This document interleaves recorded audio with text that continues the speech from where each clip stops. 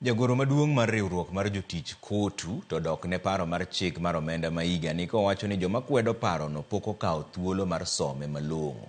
Atwoli koni kaka kotu ne gindiko ne sirikal ewi pend chike matama kaka mano majuogo osuru e mkati, osuru e nyamburko e kind mamoko kendo tok sirikal golo paro mar wito gigo oko odiochieng' manyoro koro gimor nikech owinjo kaka ne gidwaro. Atwoli oparo ne Jokenya ni Ruto nochiko gi ni ok obi tiyo kod hola e gero Kenya to mano osuru. Omiyo koro Jokenya kik chak ywak sani. The president said he will not borrow. He said this country must be built by Kenyans. That he said openly. And even when he was campaigning, he said this country, we will build it with you.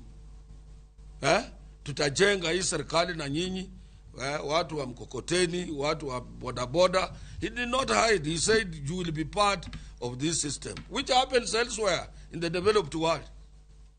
Outside there, a half of your salary goes to taxation. We wrote a letter on bread, issue of bread and so on. Quietly, we complained issues about motor vehicles being levied, how it will affect people, medicines and so on. We wrote a letter after our economists having gone through on that one, and we expected the committee. We wrote to the chairman of the committee of which deals with the budget and finance in Parliament to look at it quietly, so that we can be able also to be heard through such like